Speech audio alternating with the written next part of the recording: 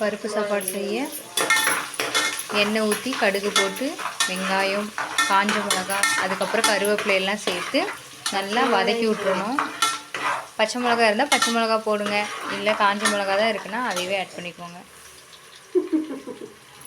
அதுக்கப்புறம் தக்காளி, உங்களுக்கு எந்த அளவுக்கு உங்களுக்கு புளிப்பு வேணுமோ அந்த அளவுக்கு தக்காளி போட்டுக்கோங்க.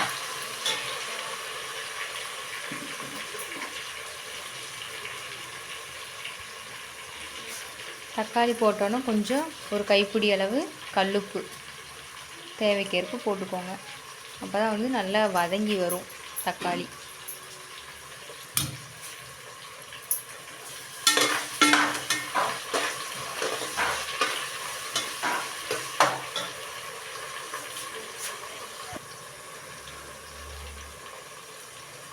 அரை டீஸ்பூன் மஞ்சத்தூள் போட்டு நல்லா மிக்ஸ் பண்ணி விட்டுருங்க.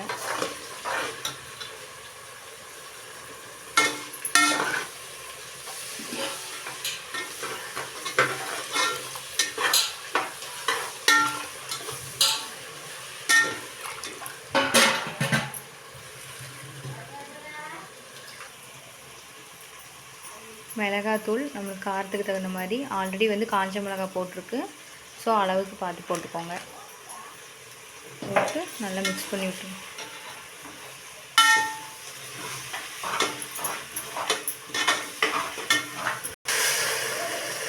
நல்லா வெந்து வந்த உடனே 1 டம்ளர் அரிசிக்கு 3 டம்ளர் தண்ணி வச்சு பருப்பு எல்லாம் சேர்த்து போட்டுருங்க. போட்டுட்டு கரெக்டாக அதோட உப்பு எல்லாமே செக் பண்ணிக்கோங்க. நல்லா கலந்து விட்டுருங்க. அப்போ தான் வந்து அந்த அரிசியோட அந்த டேஸ்ட் எல்லாமே ஒட்டும். நல்லா டேஸ்ட் பார்த்துக்கோங்க.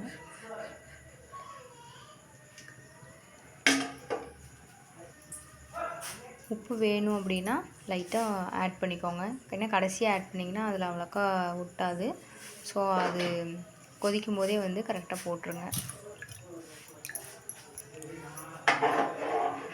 காரமும் பத்தலை அப்படின்னா கொஞ்சம் வேணால் மிளகாத்தூள் போட்டுக்கோங்க.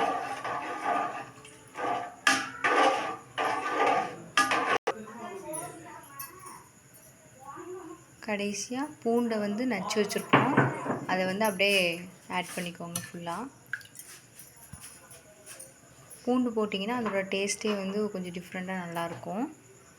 போட்டு நல்லா மிக்ஸ் பண்ணி விட்ருங்க.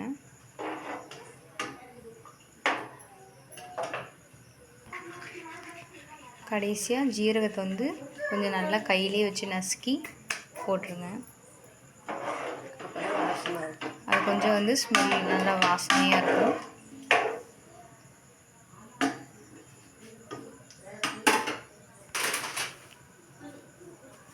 அவ்வளோதான், எல்லாம் போட்டாச்சு.